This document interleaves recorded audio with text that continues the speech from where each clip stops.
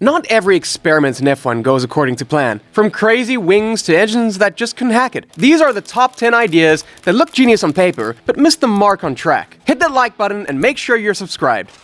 Let's kick things off with Williams' six-wheel experiment in the early 1980s. While Tyrrell had famously introduced a six-wheel car in the 1970s with the P34, which featured four small wheels at the front, Williams took a different approach. Instead of placing the extra wheels at the front, Williams' FW07D and FW08B had four wheels in the rear. The logic behind Williams' six-wheel setup was based on the idea of improving both mechanical grip and aerodynamic efficiency. By having four wheels in the rear, the car could theoretically achieve better traction out of corners and during acceleration. Additionally, the smaller rear wheels and narrower body design allowed for cleaner airflow, which would reduce drag and enhance top speed. Patrick Head, Williams' technical director at the time, saw the potential in this design and believed it could allow Williams to gain a significant edge over their competitors. The initial tests looked promising, with the six-wheel design providing impressive grip. The car also seemed to handle well, and the benefits of increased rear traction were clear. After these promising results, Williams went ahead and developed the FW08B, a purpose-built six-wheel car based on the FW08, which was already a championship-winning chassis. The FW08B was sleeker, with the rear wheels tightly integrated into the car's design, reducing drag and taking full advantage of the four-wheel layout. On the track, the FW08B's performance suggested that Williams was onto something. The extra grip from the four-driven wheels allowed for stable handling in corners, and the reduction in drag gave the car better straight-line speed than a conventional four-wheel F1 car. However, the six-wheel experiment faced several hurdles that ultimately prevented it from ever making a race debut. For one, the complexity of the rear wheel setup was immense, and it required constant fine-tuning and a high level of maintenance. The added mechanical components, such as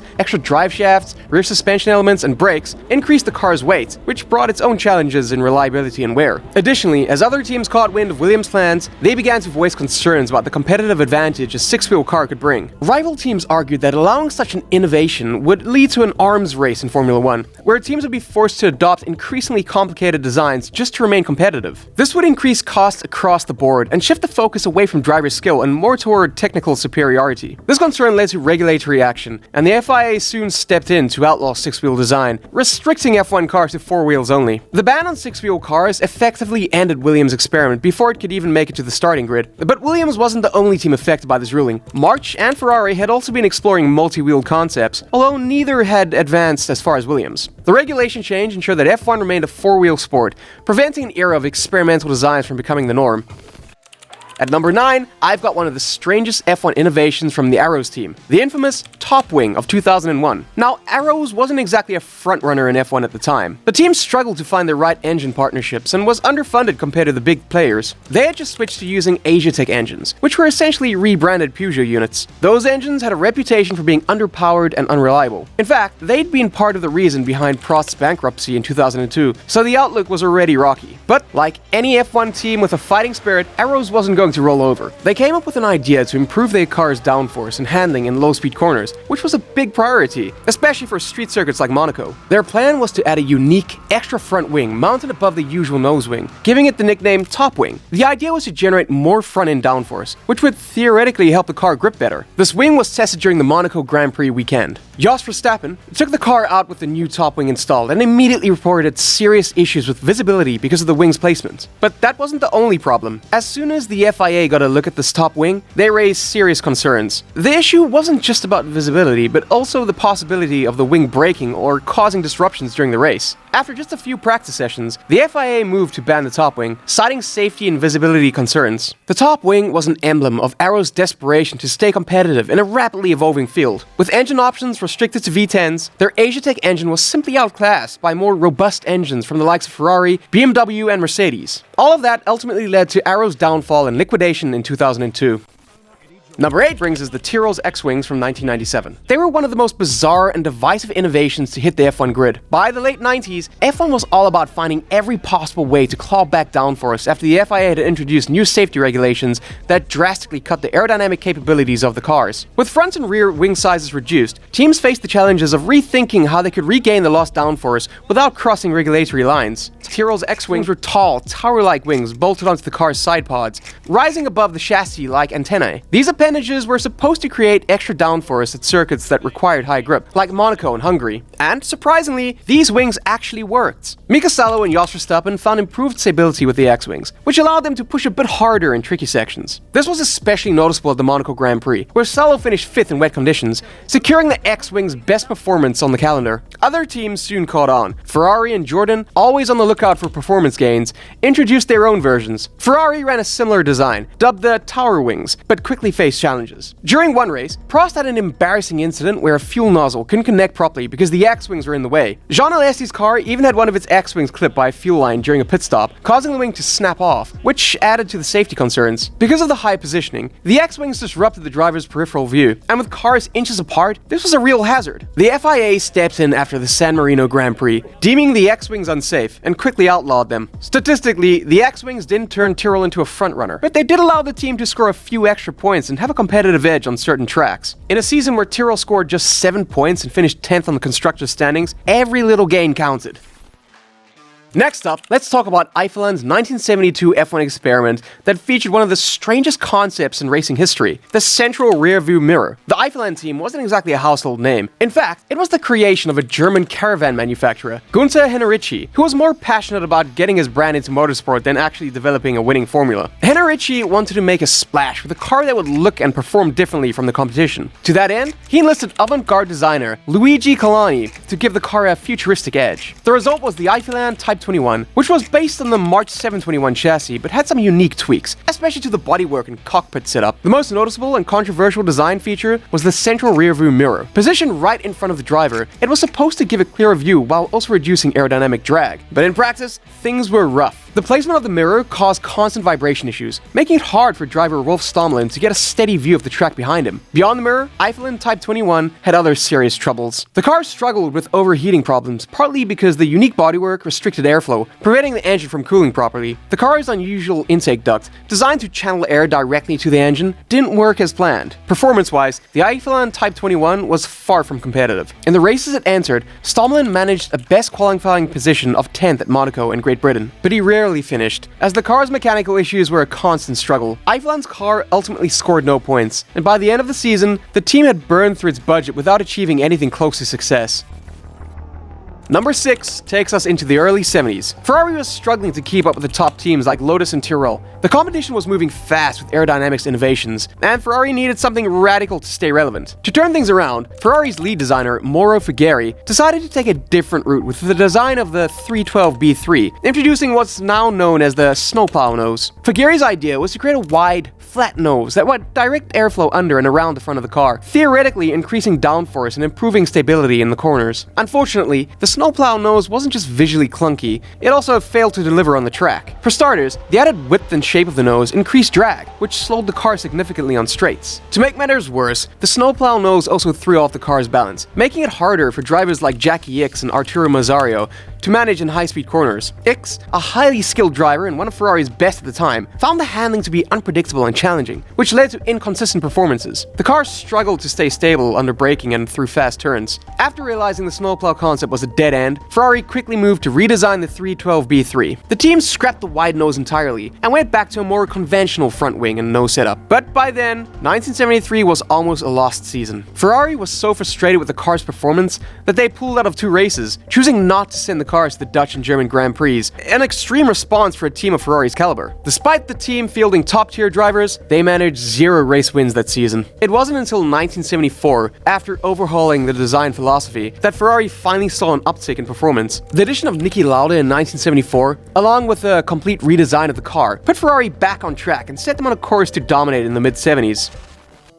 We're in the top 5. Let's talk about Renault's mass damper system from 2005 to 2006, one of F1's most controversial innovations. Renault's engineers, led by Pat Simmons, introduced the mass damper as a way to solve an age-old F1 problem: stability. So, how did it work? The mass damper system was essentially a free-moving weight, between 5 and 10 kilograms, that was mounted inside a cylinder within the nose cone of the car. This weight was tuned to react to the vertical forces of the car experienced when it hit bumps or curbs. By moving in opposition to these forces, the damper effectively effectively smooth out the car's movement, allowing the front wing to stay at an optimal height and keeping the airflow more stable. In theory, it was a simple concept, but the real genius lay in Renault's ability to tune the damper precisely for each track, giving them an advantage at circuits with more challenging surfaces. The mass damper provided Renault with a much more consistent aerodynamic platform, which translated into more grip and better handling. Renault's setup worked particularly well with the Michelin tires they were using, as the mass damper allowed for more aggressive use of the softer Michelin compounds. By 2006, Ferrari was pushing hard to get the mass damper banned. They argued that it constituted a movable aerodynamic device, which was illegal under F1's strict regulations. Ferrari's lobbying was relentless, as the system was giving Renault a clear edge. For Renault, however, the mass damper was not manipulating airflow directly. Instead, it was providing stability, a crucial distinction that they argued placed it within the rules. The FIA initially allowed the device, which meant Renault could continue using it through the first half of the 2006 season. However, as the season progressed and Renault continued to dominate, the pressure on the FIA mounted. Ferrari's persistence paid off when, just before the 2006 Hungarian Grand Prix, the FIA decided to ban the mass damper, claiming it did indeed function as a movable aerodynamic device. This sudden ban threw Renault's title defense into jeopardy, as they had to scramble to adjust their setup and handling without the mass damper. Fernando Alonso, who was leading the championship, suddenly found himself with a car that was harder to control and less competitive in high-speed sections. Renault's lead shrank as Ferrari closed the gap in the standings. Despite this setback, Renault managed to hold on, and Alonso went on to win the 2006 championship. Renault's mass damper may have only lasted 2 seasons, but it remains one of the most talked about innovations in F1 history. At number 4, let's talk about one of the most unusual aerodynamic experiments in F1. March Engineering was a relatively new team back then, founded in 1969 by 4 British racing enthusiasts: Robin Hurd, Alan Rees, Graham Coker, and Max Mosley. They were determined to make a name for themselves, and in 1971, they came up with an innovation: the T-tray front wing. The T-tray was a unique, large front wing mounted high in center on top of the car's rounded nose section. It got its nickname because it looked like, well, T-tray, sitting on top of the nose, extended well beyond the car's normal front profile. The concept behind this design was simple. March wanted to increase downforce by improving airflow over the front end, pushing the car down for more grip without disrupting the overall aerodynamics too much. Aerodynamics in F1 was still a developing science, and teams were experimenting with any shapes without much thought. The T-tray wing first appeared on the March 711, driven by Swedish driver Ronnie Peterson. Peterson had incredible talent and was known for his fearless driving style, so he was the perfect driver to push the limits of an unconventional design. The T-tray worked fairly well on tracks with long straights and high-speed corners, providing increased stability for Peterson. In fact, despite its odd look, the T-tray wing actually helped Peterson score consistent results that season. He finished second an impressive 4 times in 1971. While the T-tray provided solid downforce and clean air, its performance was unpredictable when the car was caught in turbulent air. The high-mounted wing was heavily affected by airflow disruptions, and that caused handling issues, especially in close racing or when driving through high-speed corners with shifting winds. March's competitors were skeptical of the design, but many couldn't ignore Peterson's consistent podium finishes. Even though the T-tray wing was performing somewhat decently for March, the team decided to abandon the design after the 1971 season. The following year, in 1972, the March 721 reverted to a more conventional wing setup, and the T-tray was officially retired. It didn't turn into a broader trend in F1, as teams moved toward more refined, predictable aerodynamic solutions. Top 3 opens with Subaru. Their foray into Formula 1 with the ambitious flat 12 engine in 1990 is a story of high hopes that quickly crashed into harsh reality. Known for their success in rallying, Subaru decided to step into F1, partnering with the small and struggling Italian team Coloni. The idea was to create something unique with a horizontally opposed flat 12 engine, designed by former Ferrari engineer Carlo Citti. The concept of a flat 12 engine sounded promising. Horizontally opposed engines are known for their low center of gravity, which can improve handling and stability. In rallying, Subaru's engines had proved their worth, and the brand hoped the layout could provide a similar advantage in Formula 1. The 3.5-liter flat 12 that Citti and his team developed was hefty, aiming to pack power and stability into a single unit. However, it soon became apparent that the engine's weight and bulk were going to be significant obstacles. While a lower center of gravity was a benefit in theory, in practice, the engine added excessive weight, slowing the car down and hindering its balance. Another thing was reliability. Mechanical issues plagued testing sessions, with breakdowns and overheating becoming regular setbacks. By the time the car was ready to enter the 1990 season, both Subaru and Coloni knew they were in for a rough time. In the season opener at Phoenix, Coloni's Subaru-powered entry didn't even make it past pre-qualifying, failing to keep up even with the back markers. This trend continued race after race, as the engine struggled to get Coloni's car anywhere near the main grid. To make matters worse, the engine's fuel consumption was higher than expected. The partnership between Subaru and Coloni quickly soured, as neither side saw any improvement improvement or hope for success. Cologne was desperate for performance and reputation, while Subaru found themselves spending heavily without any positive results to show. It wasn't long before Subaru decided to call it quits on their F1 experiment. After just 8 races, they withdrew from the sport entirely, citing different views with Cologne and internal doubts about the project's direction. Second place goes to McLaren's F-duct in 2010. This was one of those rare innovations in Formula 1 that truly changed the game, at least for a short while. The concept behind the F-duct was deceptively simple, yet incredibly clever. McLaren found a way to reduce drag on the car's rear wing by using a driver-controlled airflow system, which boosted straight line speed without breaking any of the existing rules, at least initially. The F-duct worked by channeling airflow through a special duct system in the car's bodywork. When the driver covered a small hole inside the cockpit with their near elbow, it would activate the system, redirecting airflow through a tunnel and onto the rear wing, effectively stalling it. This stall reduced the drag on the rear wing, allowing the car to go faster in a straight line. It was a significant advantage, especially on high-speed circuits like Monza. McLaren's drivers, Lewis Hamilton and Jenson Button, were quick to embrace the new device. The F-duct allowed them to hit top speeds that other teams simply couldn't match, giving McLaren a clear edge on the straights. The design was so effective that McLaren's rivals began scrambling to develop their own versions almost immediately. Sauber, Ferrari, and Red Bull all introduced variations of the F-duct throughout the season, although none seemed to work quite as effectively as McLaren's original design. What made the F-duct so unique and controversial was the way it was activated. The driver had to physically block a hole to make it work, which technically avoided violating the rule against movable aerodynamic devices. In other words, McLaren found a loophole. The F-duct was particularly effective in qualifying, where McLaren's cars often topped speed traps. The advantage also made them harder to pass during races, as they could activate the F-duct on straights to maintain their lead. However, with the technology spreading rapidly and the concept's safety concerns due to drivers moving around the cockpit, the FIA decided to intervene. At the end of 2010, they announced that the F-duct would be banned from the following season. The legacy of the F-duct is significant because it paved the way for drag reduction system, or DRS, which was introduced in 2011. DRS offered a similar speed boost on straights, but was standardized and controlled electronically, allowing for a safer and more consistent system.